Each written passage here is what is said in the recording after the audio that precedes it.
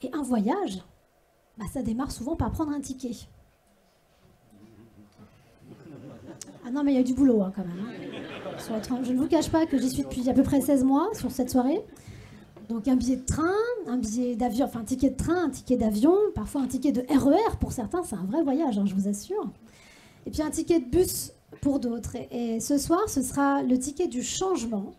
Et qui de mieux pour nous fournir ce ticket que le cofondateur et président de Ticket for Change, aussi au sein de l'initiative Racine, qui va nous le donner. Je vous demande d'accueillir Mathieu Dardaillon.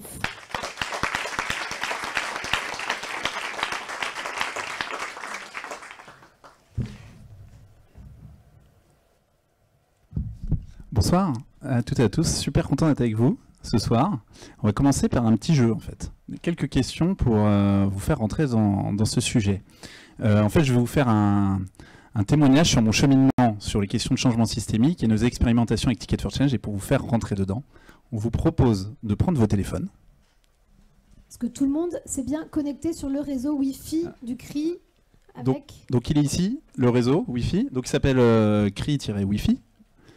Et le code c'est du 6, je pense. CRI en minuscule, Wi-Fi en majuscule, --.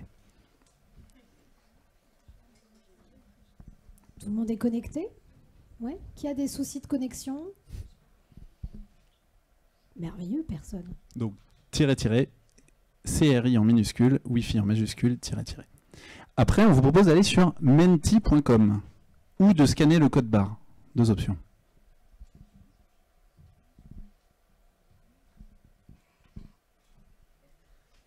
Et enfin, d'entrer le code que vous voyez là, 64 34 93 32. Quelques questions qui vous attendent. C'est bon pour tout le monde? Est-ce qu'il y a des...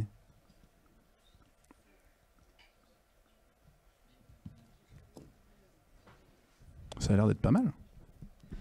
Alors, première question. Apparemment, tout le monde n'est pas... Qui a des soucis de connexion? Le code. Alors, on revient, si c'est possible, sur le code. Merci. 64 34 93 32.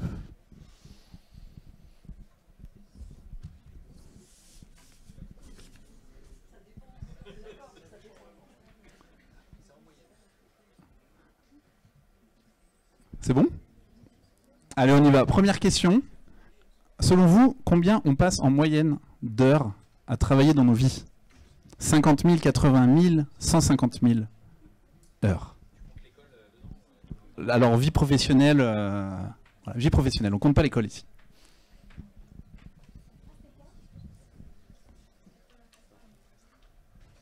Personne ne vote 50 000 en tout cas. Hein.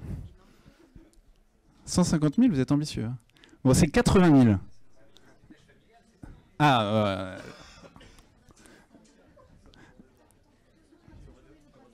ah oui, pardon.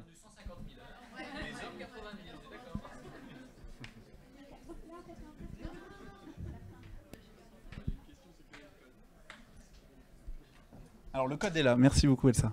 Deuxième question, à votre avis, quel est le pourcentage de Français, donc sur 100 Français, combien déclarent avoir envie de contribuer à résoudre des problèmes socio-environnementaux? Combien ont envie? Très serré. Hein. Faites confiance à votre intuition.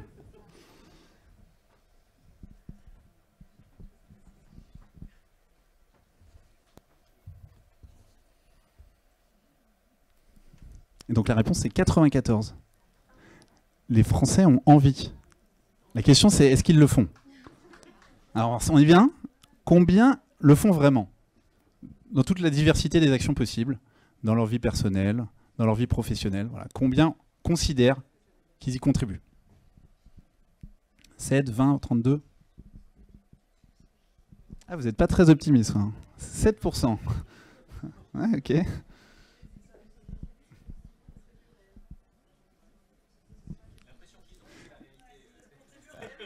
Ils déclarent, c'est du déclaratif. La réponse, 20%.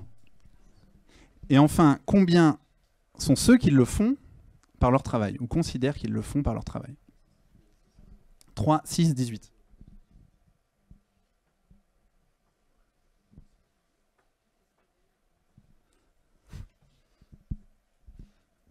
La réponse, 6%. Est-ce que vous connaissez le pourcentage de Français qui déclarent, qui ont l'impression de passer à côté de leur vie?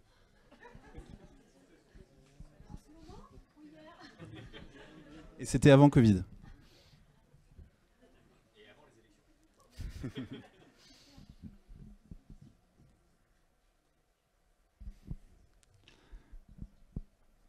Et effectivement, malheureusement, la réponse c'est 47. 47% ont l'impression de passer à côté de leur vie. Et la dernière, une étude pour les antidépresseurs, je crois. Très sérieuse. Combien de pourcents de Français, quel est le pourcentage de Français qui ont des talents remarquables?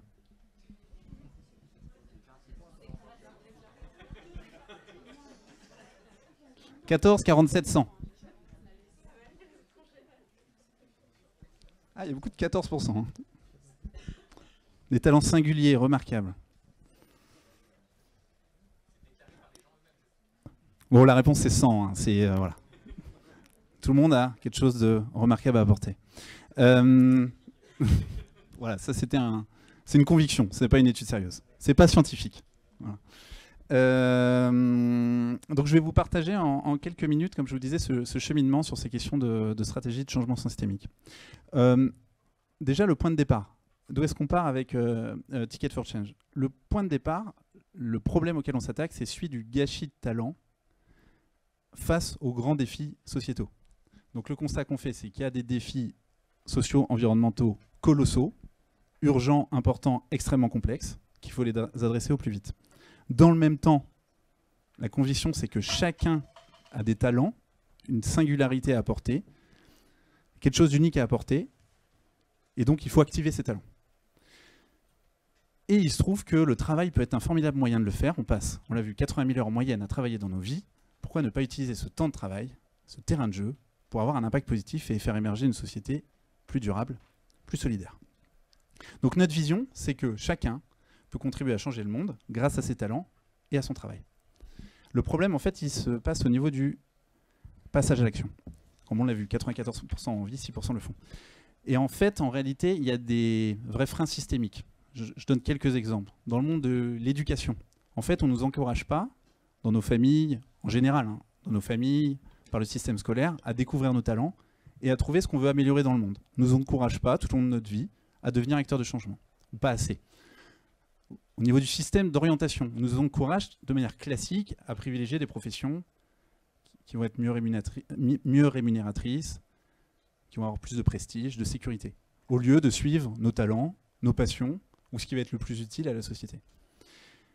Au niveau de l'emploi, il y a des études qui montrent qu'en général, les métiers les plus utiles à la société sont les moins rémunérés, les moins utiles à la société sont les plus rémunérés. Donc si vous voulez être utile à la société, en général, il faut faire un sacrifice financier. Donc il y a des freins systémiques qui font qu'on ne nous encourage pas à devenir acteur de changement par notre travail. Donc l'enjeu, par essence, c'est systémique. Après, en tant qu'entrepreneurs sociaux, on a essayé d'apporter un bout de solution à ce grand défi. C'est ce que j'appellerais l'expérience d'être entrepreneur social 1.0. Essayer d'apporter une réponse directe à ce problème. Donc au fur et à mesure des années, depuis 8 ans, on a développé des programmes. 12 programmes, j'en donne 3 exemples. Un parcours entrepreneur, on accompagne une 50aine de graines d'entrepreneurs sociaux environnementaux chaque année à se lancer. Des programmes en entreprise pour aider les dirigeants, les salariés à transformer leur modèle d'entreprise, à passer à l'action. Des bilans de compétences pour aider des personnes à identifier leurs talents, leurs compétences et se diriger, s'engager dans les métiers de la transition écologique et sociale. À date, c'est 120 000 personnes, donc 8 ans après, 120 000 personnes qui ont fait l'ensemble de ces programmes, donc les 12, hein, pas que ces 3-là, et 47% d'entre eux sont engagés dans des carrières à impact, dans des parcours professionnels engagés. Alors ça nous a amené à poser des questions il y a 2-3 ans. C'est formidable, 120 000 personnes, mais est-ce que le monde il a changé dans le bon sens pendant ces 8 années? Et force est de constater qu'on peut se dire, donc on est super fiers de ce bilan, et en même temps, est-ce que ça a changé la donne en profondeur? Pas forcément. Donc ça nous a amené aux questions sur le changement systémique, grâce à Ashoka qui nous a mis sur la piste.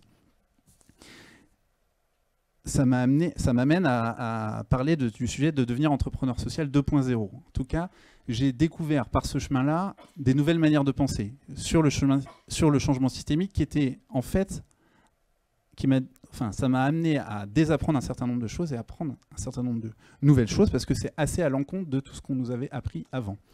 Je vous parle de 5 principales prises de conscience avec des petits dessins. La première prise de conscience, le changement systémique, c'est pas le changement d'échelle. À peu près tout dans le monde nous pousse, donc tous les médias, les partenaires, les financeurs, à grandir, à grossir. Grâce à l'article What's Your Endgame, on s'est rendu compte, on a pris conscience que nos solutions ne seront jamais à l'échelle du problème, des millions de personnes qu'il faudrait adresser. Donc en fait, une meilleure question à se poser, c'est celle du rôle qu'on veut jouer dans la transformation du système et donc du endgame qu'on veut adresser.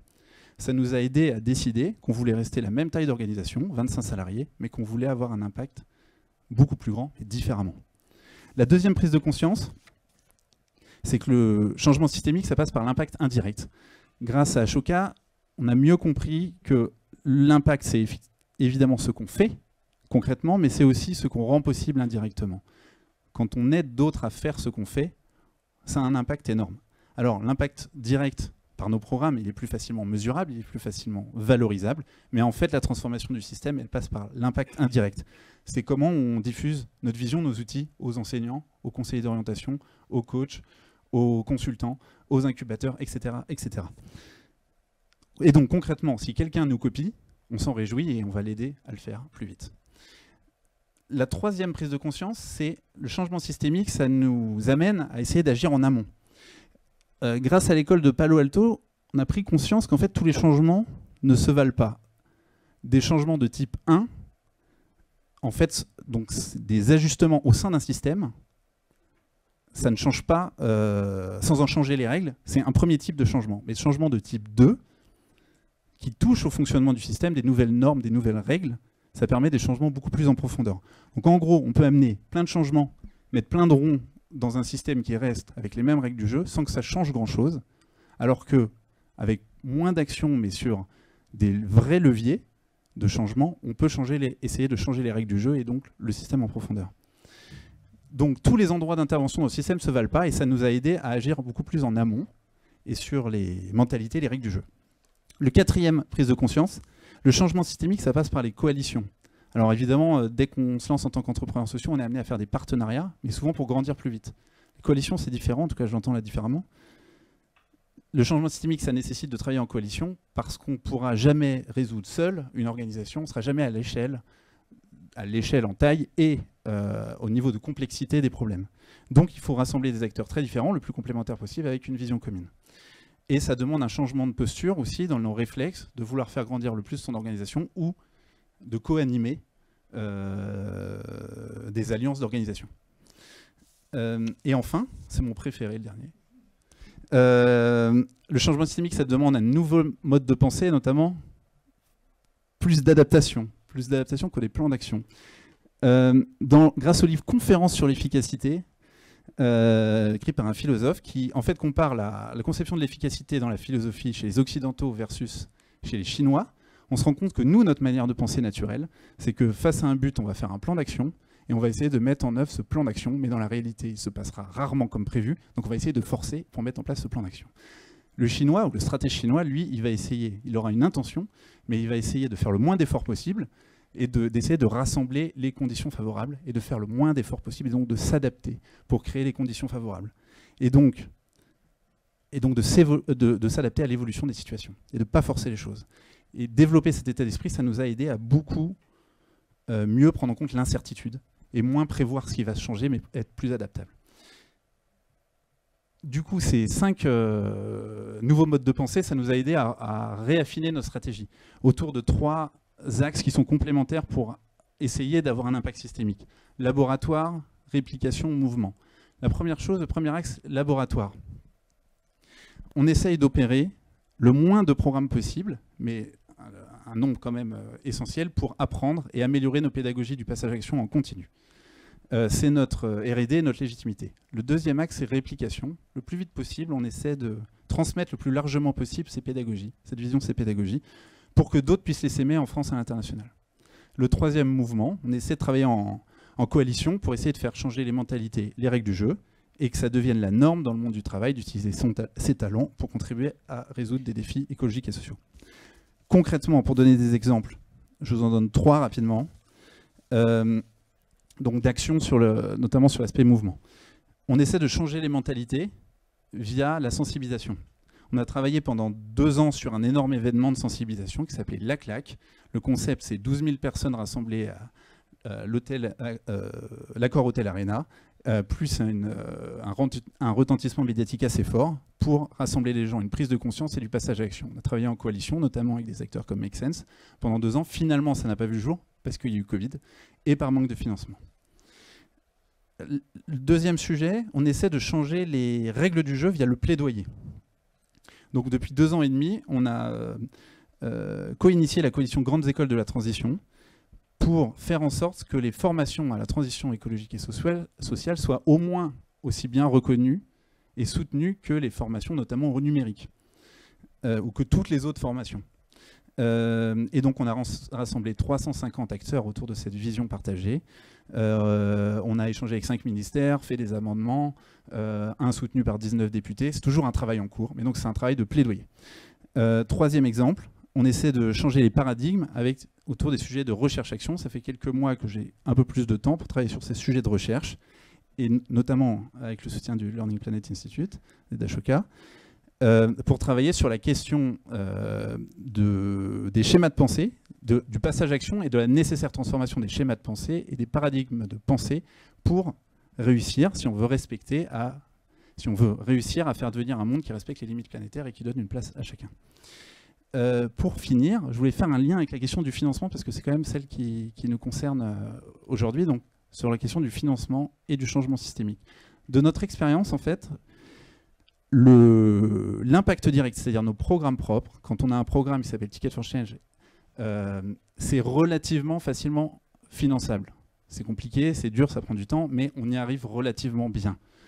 Pourquoi ? Parce que c'est prévisible, mesurable, concret, facilement valorisable. On peut donner des chiffres, dire ce qui va se passer et faire des photos.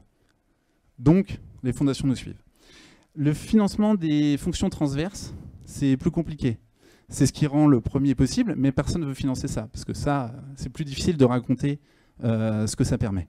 Donc, toutes les fonctions qui rendent le reste possible, la gestion, les RH, la mesure d'impact, les communications, etc., qui sont essentielles. Donc ça, c'est assez difficile parce que peu de fondations le soutiennent. Et enfin, le financement du changement systémique. Par exemple, la sensibilisation, le plaidoyer, la recherche, les coalitions, etc. C'est extrêmement compliqué. Il y a très peu d'acteurs aujourd'hui de notre expérience qui le financent. Pourquoi ? Parce que c'est plus complexe, c'est plus incertain, c'est plus long terme, c'est plus intangible, c'est moins facilement mesurable. Le niveau de risque il est plus élevé, on ne peut pas dire ce qui va se passer. Et pourtant, c'est beaucoup plus transformateur. Et donc, par conséquent, conséquence de ça, c'est qu'on est en précarité de moyens pour faire notre impact systémique. On a très peu de moyens pour faire l'impact systémique. Et ça nous met dans une sorte de dissonance cognitive où, en fait, on doit faire... Le seul moyen de le financer, c'est de faire plus d'impact direct. Donc, on doit aller faire plus d'impact direct pour essayer de faire un peu de changement systémique. Donc, on est dans un détour de production où on doit faire plus de tout. Et donc, les équipes, elles doivent faire plus de chaque truc. Et donc, ce qui met à risque, même en santé, les gens, donc à essayer d'être plus ambitieux sur ces sujets de changement systémique. Si c'est mal financé, ça met en risque la santé des équipes. Et c'est, je crois, le cas de plein de projets de l'écosystème. Ce n'est pas notre cas unique. Alors heureusement, on a pu parler de ces sujets avec notre partenaire fondateur Entreprenez Plus il y a 2-3 ans, qui nous a soutenus, qui nous soutient sur toutes nos étapes. Ils étaient au lancement il y a 9 ans. Aujourd'hui, sur ces sujets de financement de changement systémique, on a pu être soutenu aussi par la fondation belge de Grove Petercam, qui nous aide sur ces sujets-là, qui est positionné que là-dessus. Mais en fait, c'est insuffisant à l'échelle des enjeux. Nous, on a la chance d'être un peu soutenus, mais ça finance à peu près un tiers de nos besoins si on voulait vraiment aller au fond de tous ces sujets de changement systémique. Et il y a plein d'autres projets, je sais, dans l'écosystème qui ont une grande difficulté à financer ça, alors que c'est extrêmement transformateur. Donc la philanthropie a un rôle clé à jouer. C'est pour ça que Racine, c'est essentiel comme initiative. C'est absolument crucial. Nous, on y croit énormément. Et je sais qu'il y a plein de porteurs de projets, entrepreneurs sociaux, associations formidables qui croient beaucoup ici. Voilà. Merci Mathieu, quel bel ambassadeur nous avons. Démonstration parfaite.